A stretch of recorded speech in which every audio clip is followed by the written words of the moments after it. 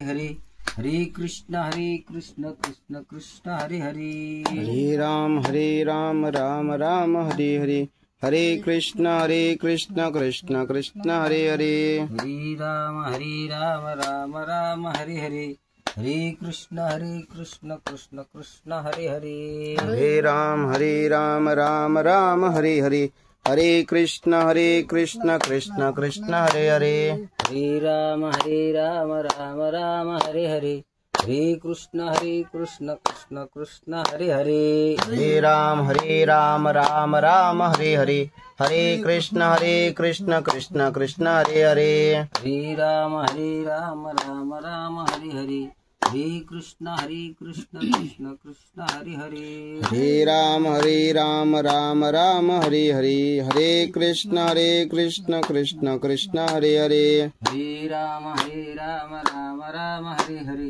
हरे कृष्ण कृष्ण कृष्ण हरे हरे हरे राम राम हरे हरे हरे कृष्ण कृष्ण कृष्ण हरे हरे पुंडलिक वरदा हरि विठ्ठल श्री ज्ञानदेव तुकाराम पंढरीनाथ भगवान की जय। माऊली गुरु ज्ञानेश्वर महाराज की जय। ओम ब्रह्मानंदं परम सुखदं केवलं ज्ञानमूर्तिं द्वैद्वातीतं गगनसदृशं तत्त्वमस्यादिलक्षणम् एकं नित्यमिमलमचलं सर्वाधिसाक्षिभूतं भावातीतं त्रिगुणरहितं सद्गुरुं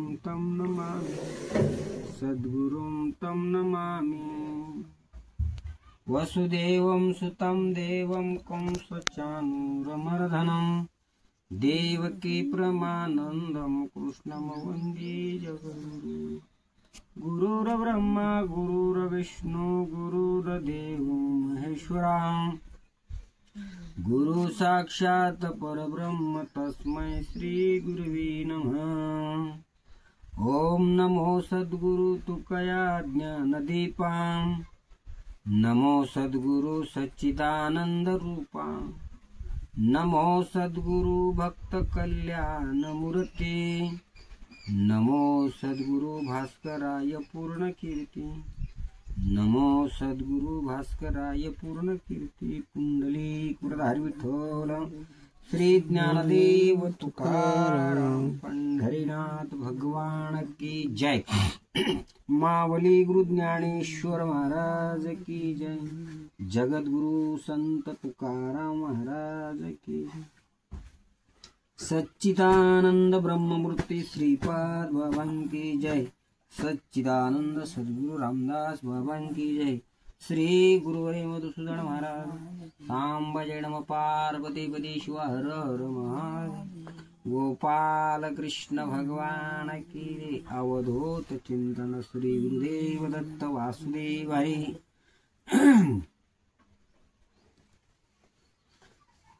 सांगे भुवनत्रयाची काजळी जी गगना माझी उधवली ती प्रळयाची वाटुळी काय भ्रव आब्रपुरी की पवनाचे निकोपे पाणी येची जो पाळीपी ते प्रयाणळू दडपी तरणकाष्ट काही। माऊली महावैष्णव ज्ञानेश्वर भगवान यावत जीवाच्या कल्याणासाठी तुमच्या आमच्या उद्धारासाठी भगवान ज्ञानोबरायाने ज्ञानेश्वरीचं अवलोकन केलं। ज्ञानेश्वरीचं अवलोकन केलं आणि या जगाला निर्ब्रह्म केलं। निर्ब्रह्म केलं म्हणजे काय केलं? प्रगट गुह्य बोले विश्व ब्रह्माची केले रामा जनार्दनी पायी मस्तक ठेविले आरती ज्ञान राजा। निर्ब्रह्म केलं। निर्ब्रह्म नाही तर या जगाला ब्रह्म केलं। विश्वब्रह्माची केली रामा जनार्दनी, चरणी मस्तक ठेविले. जगाला काय केलं? ब्रह्म करण्यासाठी माऊली ज्ञानोबारायांनी अवतार कार्य केलं. आणि ज्ञानोबाराया 4थ्या अध्यायातल्या 37व्या श्लोकात आलो. आणि 37व्या श्लोकामध्ये ज्ञानोबाराया गुरुच्या नामाच्या आणि त्याच नामाने झालेल्या ज्ञानाचा अनुभव सांगतात. काय सांगितलं माग? गुरुची सेवा करा. गुरुची सेवा केल्याच्या नंतर सेवा कशी करा? तर तनाने मनाने. अशी सेवा केल्याच्या नंतर तुमच्या जवळ भ्रम जातो, तुमच्या जवळ अज्ञान जातो, तुमच्या जवळ कल्पना जातात, विच्छा कल्पना तृष्णा मनशा हे सगळं जातात. कशाने? तर गुरु सेवेने. बर का? गुरु सेवा कशी असावी पाहिजे? सेवा तरी कळले नाही पाहिजे, सेवा केल्याशिवाय राहायचं नाही. आणि ती सेवा अंतःकरणात असावी. बहुभाषान काही कामाचं, बडबड काही कामाची. मग काय म्हणले? अनंत अनंत वाचाळ ब्रळ ते ब्रळ, त्या कैचा गोपाळ किंवा त्या कैचा दयाळ पावे हरी. बडबड सुद्धा जमत नाही. जेवढं पाहिजे तेवढंच असावं, जे पाहिजे ते जादा असावं. तर कृपा झाल्याच्या नंतर मोह जातो. मोह अंधकारू जाईल. मोह जातो, कल्पना जाती, शंका जाती, भ्रांती जाती. आणि हे सगळं गेल्याच्या नंतर हे कशानं जातं? तर गुरु कृपेने त्याला घालवण्याचं काय प्राप्त होतं? ज्ञान प्राप्त होतं. मग ज्ञान शक्तीची ने पाडे. हे आगवेची गा थोगडे. आगवे कोण? आगवे म्हणजे याच्यात काय लपलंय? आम्ही आगवे म्हणून गेलो, पण आगवे का शब्द टाकला याचा बी शोध घेतला पाहिजे. आगवे म्हणजे मोह काय करणार आहे, शंका काय करणार आहे. ही शंका तुम्हाला झाली, तुम्हाला मोह झालाय, आणि भ्रांतीचा असा गुरु, मला सागरासारखी भ्रांती झालेली आहे. आणि पर्वतासारखा मोहाचा डोंगर होणं, मोहाच्या डोंगरासारखा तुम्हाला मोह झालेला आहे. आणि हे जे आहे की नाही, हे आगवेची गा थोकडे. काय शुल्लक गोष्ट आहे म्हणजे हे आगवेची गा थोकडे. आगवे म्हणजे हे सगळे एक शुल्लक आहे. म्हणजे याच्यासारखं असे काही एवढी ही मोठी गोष्ट नाही. कशापुढे? ती ज्ञान शक्तीची पाढे. ती ज्ञानाची शक्ती श्रीगुरूच्या संगतीमध्ये, श्रीगुरूच्या चिंतनामध्ये, श्रीगुरूच्या नामस्मरणाने आणि शास्त्राच्या संगतीने ही शक्ती तयार होती. आणि हे शक्ती ज्ञान शक्तीची ने पाडे. हे काय? हे काय? बोट दाखवलं. मोह हे, अज्ञान हे काय आहे? मोहाचा डोंगरू हे, भ्रांतीचा सागरू हे, कल्पनेचा, विच्छेचा, वासनेचा जो आगर सांगितलाय की ओळीमध्ये. आगर कशाचा आगर? जुरी कल्मशाचा आगरू, तू भ्रांतीचा सागरू आणि मोहाचा डोंगरू. हे सगळं जे सांगितलंय ना, हे सगळे काय आहेत? आगवे चिगा थोकडे. यांच्या पुढे काय नाही. ऐसे सामर्थ्य चोकडे ज्ञानी. त्या ज्ञानाने असं सामर्थ्य तयार होतं. आणि ते सामर्थ्य ज्या वेळेला प्रगट होतं, ज्या वेळेला ते ज्ञान प्रगट होतं, आणि ते ज्ञान प्रगट झाल्याच्या नंतर ज्ञानोबारायांनी ही ओवी टाकली. काय ओवी टाकली? संगे त्रिभुवन चिया काजळी, जे गगना माझी उघवली, की हे प्रळयाची वाहुटुळी काय अभ्रपुरी. काय म्हणले? सांगे भुवनत्रियाची काजळी जे गगना माझी उगवली, तिहे प्रळयाची वाहुटोळी काय अब्रपुरी. माऊली ज्ञानोबराय म्हणतात, अरे बाबा त्या ज्ञानाने काय पेटलंय, हे त्रिभुवन पेटलेलं आहे. त्रिभुवन कोणचं आहे? स्वर्ग मृत्यू पाताळ हे तिन्ही लोक पेटले. कशाच्या शक्तीने? त्या ज्ञान शक्तीने. कसं पेटलं? जसा प्रळयाचा अग्नी पेटतो, आणि ज्या वेळेला तो प्रळय अग्नी पेटला, त्या अग्नी प्रळयामध्ये काय होतो? पर्वताच्या लहया होतील. मोहाचा डोंगरू होऊन अससी. जसा डोंगरासारखा मोह झालता की नाही, तर त्या डोंगराच्या काय होतील? लाह्या होतील, लाह्या. एवढा मोठा समुद्र आहे ना, त्या अग्नीने जळून जागच्या जागी आटून जाईल. बर का? काय म्हणले? अरे बाबा, हे त्रिलोके पेटल्यावर आकाशात पसरलेल्या त्याचा दुरावा पार उघडून देणारी जी प्रळयाची वावठळ, तिलाच ढग नाहीशी करणे अवघड आहे का? ज्या प्रळयामध्ये वारा असा सुटेल ना, तरी एक पर्वत राहणार नाही. एक इकडून तिकडे उडून जातील. असा झुंझलाट वारा सुटेल, पर्वत उडून जातील. दादा, पर्वताचे पर्वत उडतील. मग असा मोठा जो असणारा प्रळय आहे ना, आणि अशा प्रळयाला सुद्धा जिळून घेणारं ज्ञान आहे. त्याला काय करेल? जाळून टाकेल.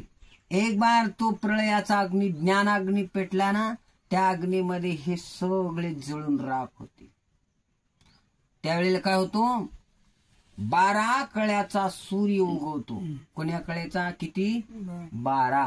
आणि मग 12 कळ्याचा सूर्य उगवल्याच्या नंतर महाराज, हे डोंगराच्या लाह्या होतील. जसे तुम्ही गहू भाजल्यावर उडतात की नाही, फडल फडल, तसे डोंगर उडून जातील. कशामुळं? ती गुरुच्या ज्ञानाची शक्ती आहे. म्हणजे कोणची शक्ती? तर ती ज्ञान शक्तीची ने पाडे. ती ज्ञानशक्ती साधकांच्या, भक्तांच्या हृदयात प्रगट होते.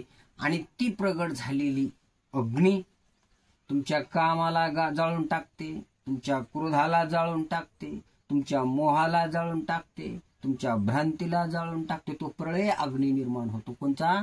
ज्ञानाग्नी आहे. आणि तो ज्ञानाग्नी कुठं तयार होतो? तर श्री गुरुपाशीच होतो. श्री गुरुच्या सेवेत होतो, श्री गुरुच्या संगतीत होतो, श्री गुरुच्या संवादात होतो. पण श्री गुरु प्रसन्न असले तर, बर का, श्री गुरु बी प्रसन्न स्थितीत पाहिजे. प्रश्न करत असताना त्याची स्थिती जर प्रसन्न असेल तर प्रश्न करावा. स्थिती जर प्रसन्न नसेल तर ते बोलत असले तरी ते अंतःकरणातून बोलत नाहीत, त्याच्या वरच्या वाचेने बोलतात. ज्यावेळेला प्रसन्न झाले की ते अंतर आत्मा म्हणजेच परमात्मा स्वरूपाचं जे बोलणं निघतं ना, ते श्रीगुरु मुखातून निघतं. म्हणून प्रसन्न पाहिजे. प्रसन्न असल्याच्या नंतर प्रसन्न होऊन बोलतात, त्यावेळेलाच अंतःकरणाला बोध होतो. पण ते प्रसन्न पाहिजे. बघायला लागतं, चौकशी करावी लागते. श्री गुरु कोण आहे हे कळलंच नाही अजून. आमच्या सोबत राहतात एवढंच खरं आहे. आम्ही त्यांच्या भोवताल फिरतो एवढंच खरं आहे. अरे हे कोण आहे? ओंकार स्वरूपा सद्गुरु समर्था. कोण आहे? अनाथाच्या नाथा तुझ नमो. कोण आहेत? ओंकार स्वरूप त्याचं आहे. जे ओंकार, ह्या ब्रह्मांडाची रचना ओंकारापासून झाली, विश्व ह्या ओंकारापासून झालं. आणि त्याच्याची बरोबरी जर आपण करायला गेलो तर आपल्याला काय कळलं? त्याच्याशी बरोबरी करणे नाही, त्याच्या समोर खालीच पाहिजे, वर नाही पाहिजे. स्पर्श नाही झाला पाहिजे. अनेक पत्ते पाळावे लागतात. आम्हाला काय काही माहित नाही. कसं प्रसन्न? शिकलं पाहिजे.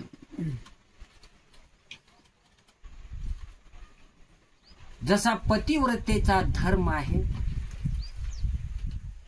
पत्नी पतीला कधी उंच स्वरात बोलत नाही, ती पतिव्रत आहे.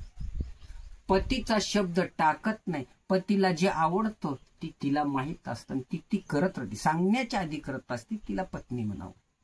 आणि सांगूनही करत नाही, तिला बायको म्हणावं. बायको वेगळी आणि पत्नी वेगळी. पत्नी ही भगवंताने स्वरूपाने एक नटलेली, तिला पत्नी म्हणावं. तर बायको काय बी बोलत राहते, काय बी सांगलेलं करत नाही, तिला ती बायको नाही, ती पत्नी नाही, ती बायको होऊ शकते. शिष्य झालिया ब्रह्मसंपन्न, त्यावरही त्याचे गुरुपूज्य जाणं. नाही, शिष्याच्या अंतकरणाचा विषय आहे. ब्रह्म पुढे गेलं, तो पुढचा विषय आहे. शिष्याचं अंतकरण कसं असलं पाहिजे.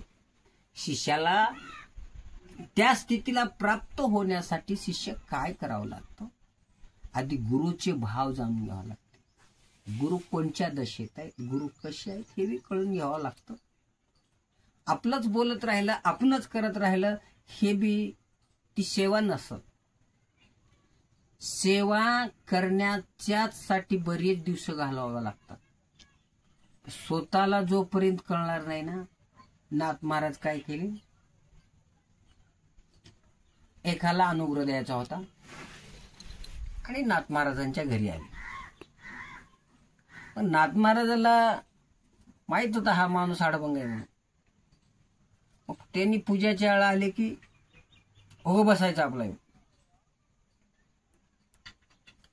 आता महाराज बोलायचीच नाही. अनुग्रह द्यायचा होता महाराज, आता उद्या या. रोज त्याच वेळेला यायचा, ऐकायचा. पण महाराज महिना गेला, 2 महिने गेले, पण त्याला काय अनुग्रह दिला नाही. महाराज मला रोज का असं करायला, म्हणजे तुम्ही अजून त्या अनुग्रहाच्या पात्रतेला झालेच नाही म्हणून तुम्हाला दिलं नाही. का बरं? 2 महिने झाले तरी तुम्हाला कळणार म्हणले काय लागतं करावं ते. तुम्हाला कसं करावं आम्ही, तुम्हाला अनुग्रह कसा द्यावा, काय म्हणून द्यावं.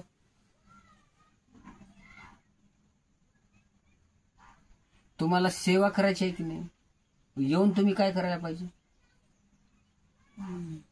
इथं आले, एकदा म्हणले म्हणून काय करा त्यालाही सांगाय नाही. घरी जा, पाणी घेऊन ये. आईला आवाज दिला, मग ह्याला जाऊन पाणी घेऊन यायला काय झालं. मग ते म्हणले मला तर सांगाय नाहीत, मग मी कशाला जाऊ. अरे पण सांगलंय कोणाला, दिलाय आवाज त्याला, पण सांग ना तुला. हा भाव जाणून घेतला पाहिजे की नाही, हे कळण्यासाठी परमार्थ करावं लागते, याच्यासाठीच करावं लागते. मग सांगितल्यावर करणं वेगळं आणि अंतकरणात भाव जाणून करणं वेगळं. हेच कसोटी आली नाही तर पुढची कसोटी कशी काय प्राप्त होईल, शब्दरचना कशी काय होईल, ज्ञान कसं काय होईल. म्हणून आधी हे शिकून घेतलं पाहिजे. आधी देहाची निराशा झाली पाहिजे. देहासंबंधी काय पसारा असेल ते घालवावा लागेल. आपण इथंच नाही, आपण फार पुढच्या विचार करतो. याच्यासाठीच महाराज सांगितले, भाऊ 3 दिवस झालं, गिरजा चंदन आणून दे. इथंच बसून आहे, हा काय उठला नाही. चंदन आणला नाही, पाणी आणला नाही, फुलं आणले नाही, आणि सगळे तयार करून ठेवले आहेत, फक्त पात्र उचलून आणायचं. मग तू ह्या कामाचा नाही तर तू कोणाच कामाचा नाही, जा म्हणून पाठवून दिली. त्याला काय अनुग्रह दिला. मग काय म्हणले, पाहे जोडी भावाची.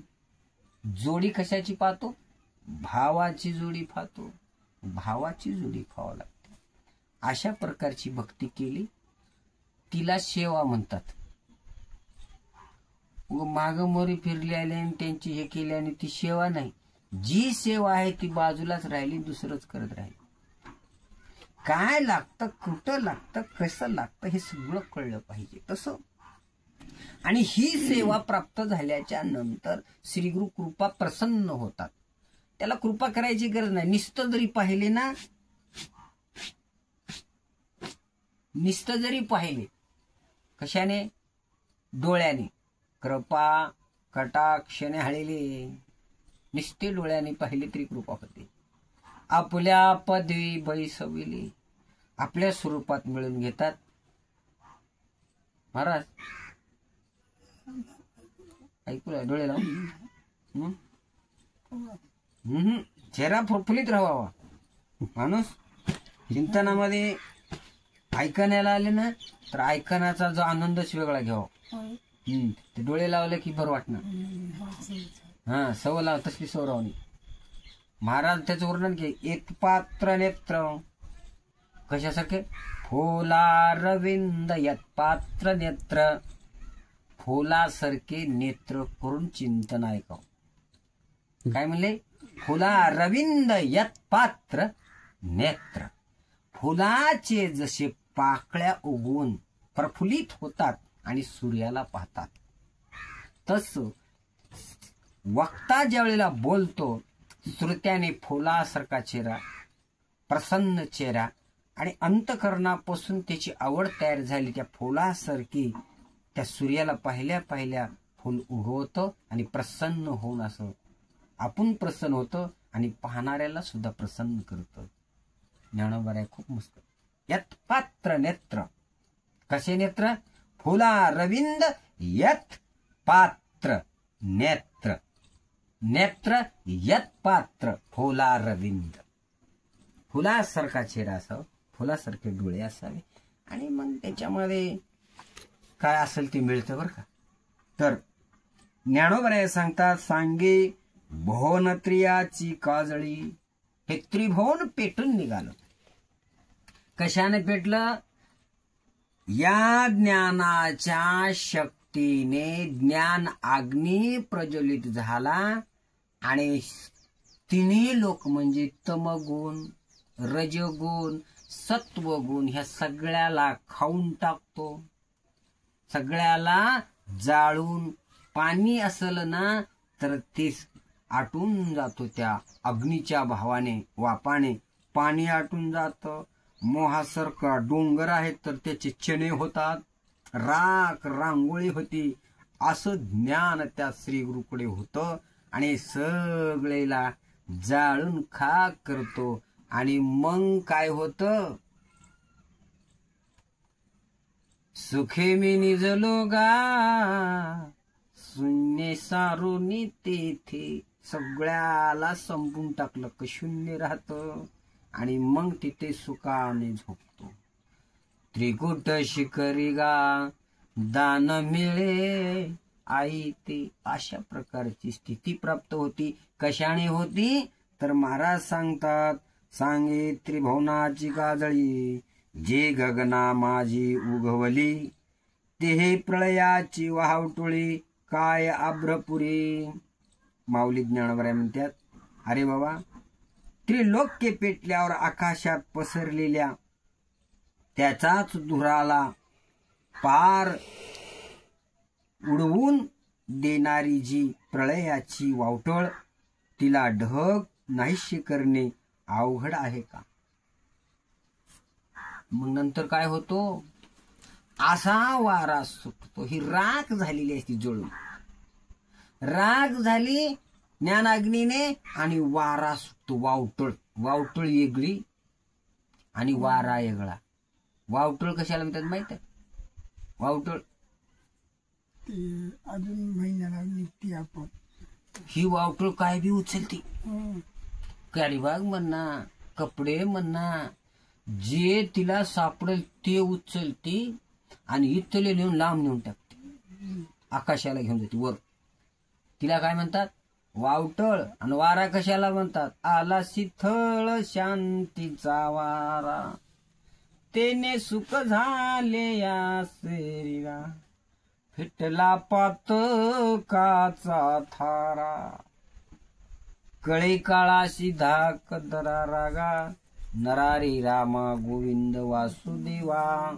अशा प्रकारची मग ती वावटळ एक बार आली ना, सगळ्याला घेऊन जाते. मग ढगण्याला तिला काय अवघड आहे का? वाऱ्याने ढग एरी हालतात, वावटळ आल्यावर कुठं पता लागणार नाही. तसे तुमचे जे ढग आहेत ना अज्ञानरूपी, ह्याचा पत्ता सुद्धा लागणार नाही. अशा प्रकारचं त्या ज्ञानाची शक्ती आहे. आणि तेच शक्ती ह्या सगळ्याला अगवेची थोकडी हे काही नाही. अशी शक्ती ज्ञान अग्नीची, त्या ज्ञानाची या हृदयात तयार होते आणि ती जागृत झाली म्हणजे सगळ्याला खाऊन टाकते. अशी सामर्थ्यवान शक्ती श्री गुरुच्या कृपेमध्ये आहे.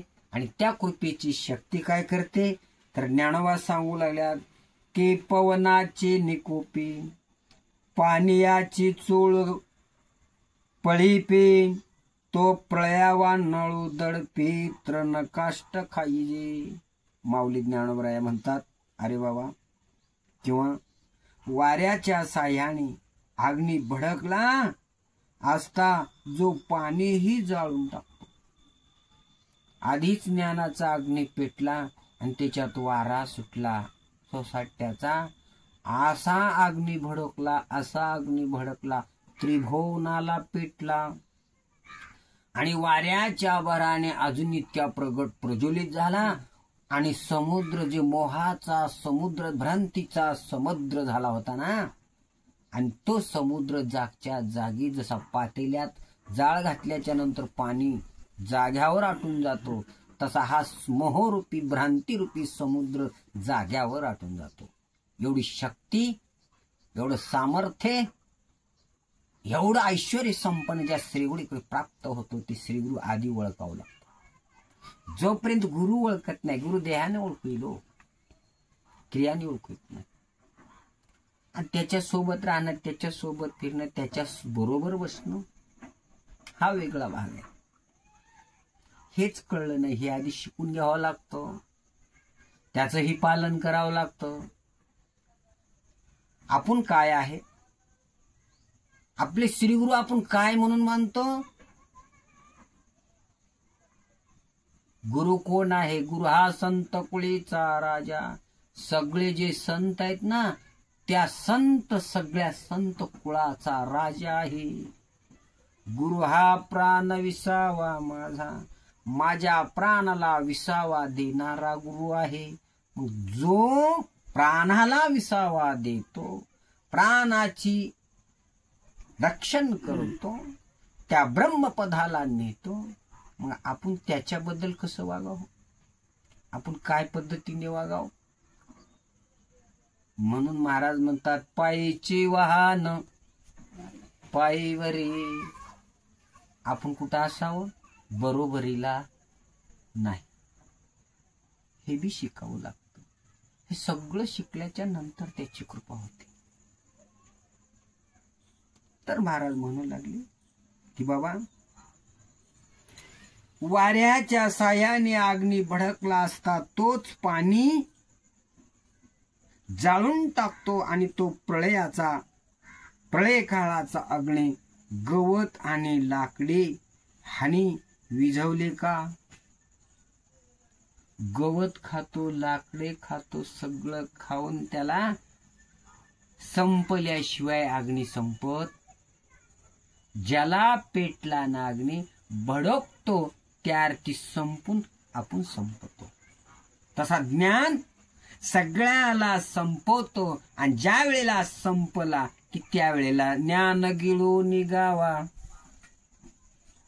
तिथं गिळावं लागतं, मग जे शांत होतो. आता तोच अग्नी काय होतो, ज्या स्थितीत होता त्याच स्थितीत राहतो, पण शांत राहतो. आता त्याला गिळून घेतला, आम्ही म्हणून जातो ज्ञान गिळू निघावा. अरे काय गिळा, कसे गिळा ज्ञान, कारण का भडकलाच नाही तर गिळण्याचा प्रश्नच नाही. आम्हाला हेच कळलं नाही, आम्ही गेलो पुढच्या गावला. मग परमार्थ असाच चालाय, धावपळीचा परमार्थ आहे. 7 वर्षाच्या पोराला कीर्तनाला काय मुलगा छान बोलतो, काय तपस्या आहे, काय साधन आहे त्याच्या जीवनामध्ये. कुठल्या वेदाचं अध्ययन केलं, कुण्या शास्त्राचं परिकर, कुठली प्रक्रिया येते. तुम्ही या मुलाचं आयुष्य काय करालय, विध्वंस करला. विध्वंस तुम्ही काय करा, आधी त्याला परफेक्ट बनवा, कुण्या तरी गुरुकडे जाऊन शिकवा, त्याला 20-22 वर्ष त्या साधनेमध्ये घालू द्या आणि तो असा परफेक्ट 4 वेद 6 शास्त्र 18 पुराण संपन्न झाला त्यावेळेस त्याला बाहेर काढा. मग तो कुठं नडत नाही. कुठं 2 अभंग येते की आम्ही कीर्तन बसवलं. बघा, बसवायचं असते कीर्तन, काय नाटक आहे?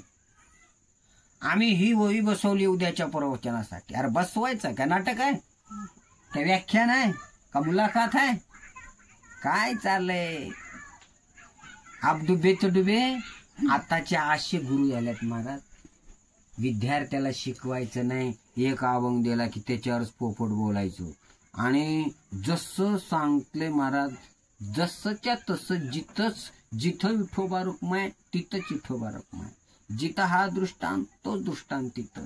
जिथं हा म्हणजे प्रत्येक ह्या गावात गेला ना दुसऱ्याही गावात आहे का जशाला तसंच कीर्तन. तुम्ही कीर्तन कराले का बसवून आले? बसवलेलं कीर्तन आहे. कीर्तन बसवून जमत नाही. तो खामणे अंगे व्हावे ते आपण, तरेच महिमान येईल कळो. अशी साधना पाहिजे, अशी सेवा पाहिजे. आणि त्या सेवेचं फल ज्ञानोबराय वर्णन करतात. त्या सेवेचं फल असं होतं आणि त्या सेवेने इतका मोठा अधिकार संपन्न माणूस बनतो ना, त्याच्या ज्ञानाच्या शक्तीने मोहाचे डोंगर पेटतात, भ्रांतीचा सागर आटतो. माया ममता मोह या वाऱ्याच्या वावदळीत या धुरामध्ये त्याचा तपास लागणार नाही. जळून सगळे खाक होतात. त्याचं नाव ज्ञान आहे. आणि ते ज्ञान कुठं आहे तर गुरु. ते ज्ञान गुरुकडे आहे. पण गुरु पशी जावं लागतं. गुरु पशी नम्रता धारण करावं लागते. गुरु पशी लिमता धारण करावा लागतो. गुरु समोर कसं असावं लागतं. गुरु प्रसन्न कधी आहेत? गुरु कधी प्रसन्न असतात? अप्रसन्न चेहऱ्यामध्ये प्रश्न विचारणं हा एक पाप आहे. त्याचं फल नाही करा. प्रसन्न असावा, सदैव प्रसन्न असावा. आणि प्रसन्न चेहऱ्यात बोललेला विषय वेगळा आणि दडपण आणून बोललेला विषय वेगळा, अंतःकरणातून बोललेला विषय वेगळा आणि योग करावंच लागते हा विषय वेगळा. तर ज्ञानोबराय म्हणतात ज्या वेळेला श्री गुरुचा जी कृपा होती ना, त्या गुरुकृपेची एवढी ताकद आहे. तर काय ताकद आहे तर महाराज सांगतात किंवा वाऱ्याच्या सायाने जसा अग्नी भडकला असता तो पाणी जळून टाकतो. कोणचं पाणी? भ्रांतीचा सागर. भ्रांतीचा काय झालास तू? सागर झालास. सागरासारखी जर भ्रांती झाली ना तर त्या कोप ज्ञानाच्या तेजाने, ज्ञानाच्या अग्नीने असा समुद्र आटून जातो. आणि त्या भ्रांतीच्या पोटात काय काय जन्मली होती त्या समुद्रामध्ये तेवढे जळून राख होती. जसं तसं आटून घेतल्या तिथे थांबून बसतं. अशी एवढी शक्ती त्या ज्ञान प्रलयाची. ज्या वेळेला ज्ञानाचा प्रलय होतो, जसा ह्या जगताचा महाप्रलय होतो, त्या महाप्रलयामध्ये 12 कळ्याचा सूर्य उगवतो. ते बी 100 वर्ष उगवतो. 100 वर्षामध्ये सगळं जळून राख रांगोळी होऊन जाते. काय राहणार नाही. आणि असा वारा सुटेल की सांगता येणार नाही. जे आकाशाला धूळ उडून जाईल, कायशाचाच तपास राहणार नाही. आणि मग 100 वर्षे हातीच्या तोंडासारखी धार होईल. मग त्या पाण्याने काय होईल? सगळे समुद्र एक होतील आणि या जगतामध्ये काहीच राहणार नाही. सगळं काय होईल? जलमय जल होईल. काय म्हणले? जलमय. सगळं पाणी होईल. पूर्वे पूर्वापूर सिंधू पूर्वापूर न मिळताची सागर. सागर जैसे एकवटले नीर. जैसे एकवटले नीर तैसे होय. जसं पूर्वेचा आणि पश्चिमेचा. पश्चिमेचा समुद्र पूर्वेच्या समुद्रात मिळाला की तोपर्यंत अंतर आहे म्हणून त्याचं नाव सागर आहे. गुरुभक्ती कळली नाही म्हणून तोपर्यंत देह आहे. बर का? गुरु कृपा प्राप्त झाली की देह बाद होतो. देहात असतो पण देह बाद होतो. आता त्या देहाचं त्याचं काम नाही. मी कधी कधी सांगत असतो 80 वर्षाची म्हातारी आहे, 80 वर्षाची म्हातारी आहे, 90 वर्षाची म्हातारी आहे. आता तिला मालकाचं काय काम आहे? मालकाचं काम नाही तर कुंकू लावल्याशिवाय. आता मालकाचंच काम नाही, मग कुंकू लावायचं तरी काय काम? कुंकू लावल्याशिवाय राहत नाही आणि त्या मालकाचं आता तिला काही काम नाही. तसं या देहाचं काही काम नाही, पण देह प्रारब्ध असल्यामुळे या देहा संगत राहिल्याशिवाय राहत नाही. तसं ही शक्ती, हे ज्ञान ज्या वेळेला श्रीगुरूच्या कृपेने प्राप्त होतं ना, फार गोड ज्ञानोबराय वर्णन करतात. तर अरे बाबा, हा प्रलय काळाचा अग्नी गवत आणि काष्टे हानी विझवली का काय बाबा, हे सगळं खाऊन जातो. अशा प्रकारची ह्या ज्ञानशक्ती आहे. आणि श्रीगुरु कृपेची शक्ती ही कशालाच प्राप्त होत नाही, कोणाला भेटत नाही. अशी जी शक्ती आहे, तर काय करते की पवनाचे निकोपी, असा पवन येतो महाराज, असा वारा येतो आधीच पेटलेलं, आणि त्याच्यात वाऱ्याची संगती लागली. आता काय कमी कसा पेटल महाराज? कितीही पाणी घालावं, वाळलेली लाकडं आणि त्याच्यात गवत आणि अग्नी पेटला आणि त्याच्या मदतीला वारा आला, काय राहील आता? असा जाळ भडका होतो महाराज. आकाशापर्यंत फुलंग्या जातात. कशाच्या? कामाच्या, क्रोधाच्या, मायेच्या, ममतेच्या, मोहाच्या, विच्छेच्या, कल्पनेच्या. हे सगळं त्याच्यामध्ये काय काय सांगितलं मागच्या ओळीमध्ये? जरी कल्मशाचा अगरू, तू भ्रांतीचा सागरू, आणि मोहाचा डोंगरो होऊन असशी.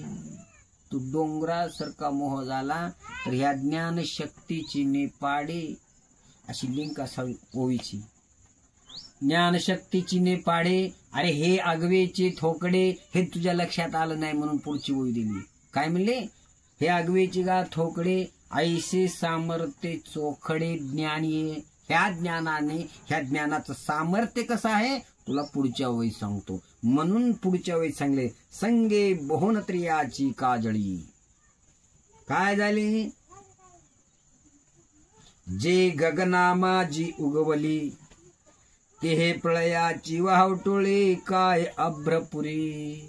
मग पुढे सांगितले ज्ञानोबराय म्हणतात, हे त्रिलोके पेटल्यावर आकाशात पसरलेल्या त्यांच्या फुलंग्या धुराला पार उघडवून देणारी, किंवा वाऱ्याच्या सायाने अग्नी भडकला असता तो पाणीही जाळून टाकतो. हे पुढच्या वेळी सांगितलं. काय सांगितलं? त्रिभुवन पेटला. कोणतं भुवन आहे? किती भुवन आहेत? त्रिभुवन म्हणतात. आणि त्रिभुवन कुठे आहेत? महाराज सांगतात, राई वड पाकरू दादा त्रिभुवन त्याचा थारा रे. नर आणि नारी त्या पाकराचा थारा रे. राई वड पाकरू दादा त्रिभुवन त्याचा थारा रे. पाखरू केवढा आहे? राई ती केवढा आहे? आणि त्याचं वास्तव्य कशात? त्रिभुवन त्याचा थारा रे. या त्रिभुवनात त्याचं वास्तव्य आहे. बरं, नुसतं त्रिभुवनातच आहे का? नर आणि नारी त्या पाकराचा थारा रे. नारीच्या हृदयात तोच आहे, नराच्या हृदयात तोच आहे, आणि या त्रिभुवनातही तोच आहे. आणि त्याचंच नाव पाखरू आहे. ते केवढं आहे? राही एवढा आहे. आणू रेणुया थोकडा, तू तेवढा आहेस, मग आम्ही केवढे आहो? तुकाराम महाराज देवाला म्हणतात, अरे तू एवढा आहेस का? आम्ही केवढे आहो? आणू रेणुया थोकडा, आणि तुका आकाशा एवढा, आणि तुमच्या एवढा आम्ही काही कमी हो काय? आम्ही काय कमी नाही. म्हणून रामेश्वर शास्त्री म्हणतात, तो केता तुलनेशी ब्रह्म तुकाशी आले म्हणून रामेश्वरी. रामेश्वर शास्त्री असा अनुभव घेतला आपल्या गुरुचा आणि आपल्याच गुरुचं वर्णन कर. आयुष्यभर ज्याने त्रास दिला आणि शेवटी त्याच्या चरणावर नतमस्तक होऊन त्यालाच गुरु केला. आणि आपल्या गुरुचं आपल्या मुखाने खूप काही अबध शब्द गेले. आपण खूप ह्या मुखाने आपल्या गुरुचा छळ केला. म्हणून आपल्याच गुरुची काहीतरी स्तुती आपल्या मुखाने गावावं आणि या मुखाने झालेलं वाचिक पाप नाही सोहावं म्हणून रामेश्वर शास्त्री तुकोबरायची आरती केली. आरती तुकारामा स्वामी तिन्ही जनाचा. स्वामी कुणाला म्हणतात? सर्वश्रेष्ठ मालकाला म्हणतात. तू माझा कोण आहेस? मालक आहेस. स्वामी कोणाला म्हणावं? आपल्या मालकाला म्हणावं. स्वामी कुणाला म्हणावं? श्रीगुरूला म्हणावं. पत्नी स्वामी पतीला म्हणते. शिष्य राजाला मोठी पदवी आहे. तुम्ही कोण आहात? स्वामी त्रिजगाचे आहात. स्वामी सद्गुरु धामा. माझं जे धाम आहे हे चारी धाम करतात की नाही? माझं चारी धाम नाही, माझं जे धाम आहे ते तुझ्या पायापाशी आहे. तेच माझं धाम आहे आणि मी तिथं आलो की माझे चारी धाम झाले. हे डोक्यातून काढा. चारी धाम करायची गरज नाही. जो निष्ठावंत शिष्य आहे ना, निष्ठावंत भक्त आहे ना, त्याला चारी धाम करायची गरज नाही. तर रामेश्वर शास्त्री म्हणतात स्वामी सद्गुरु धामा. तुम्ही माझं धाम आहात, माझं तीर्थ तुम्हीच आहात.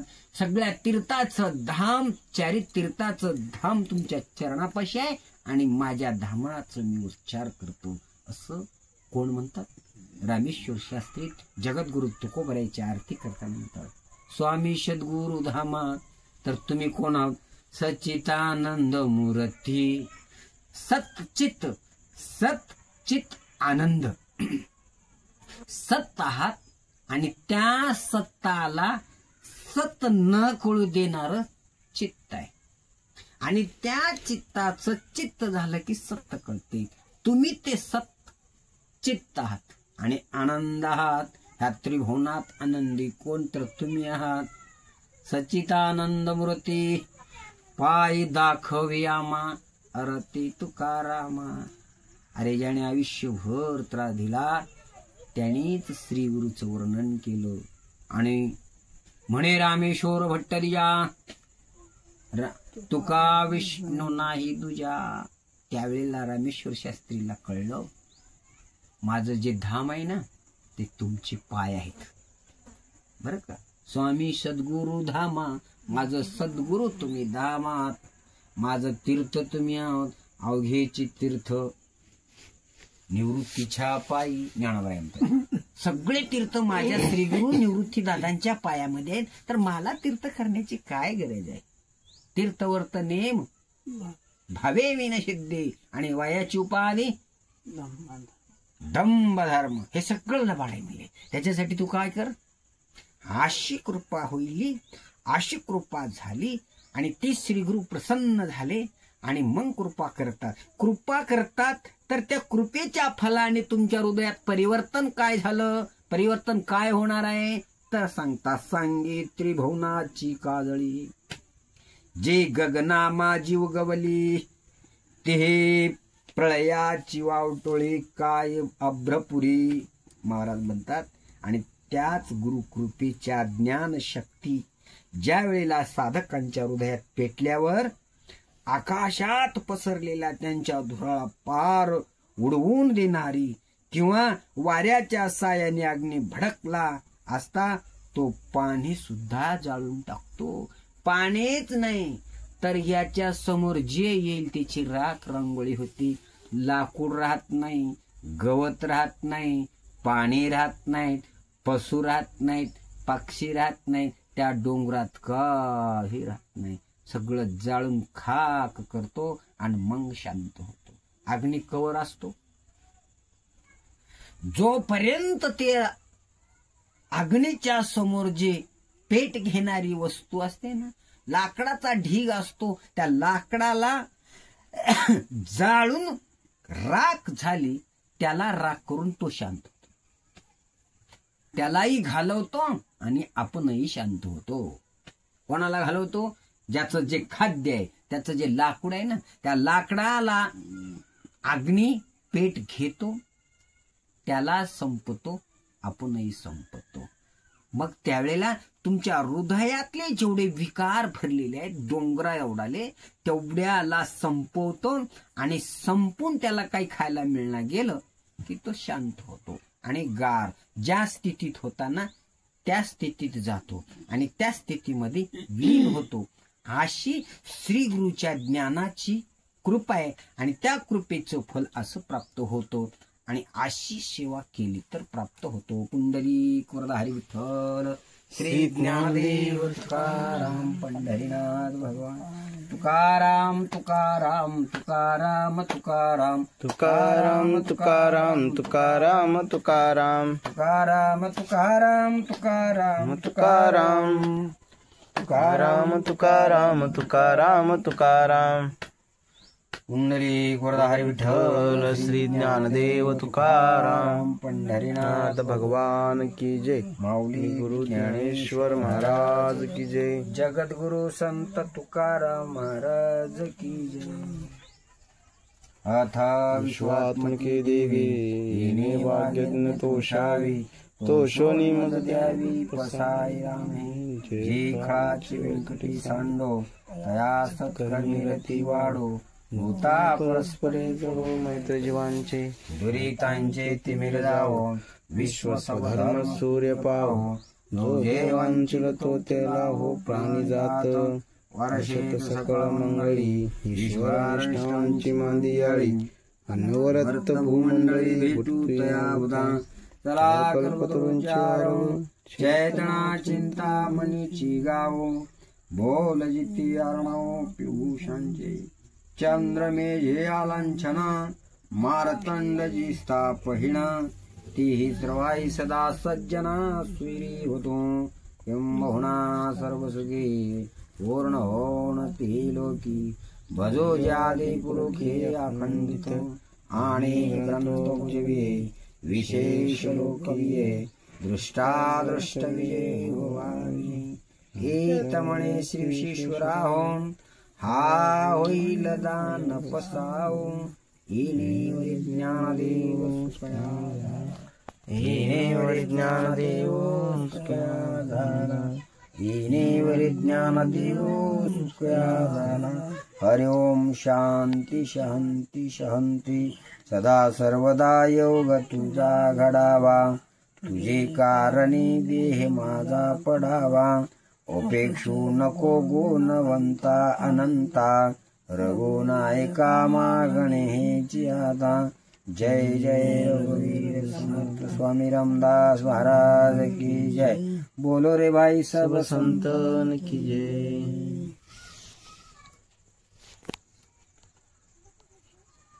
राधे राधे.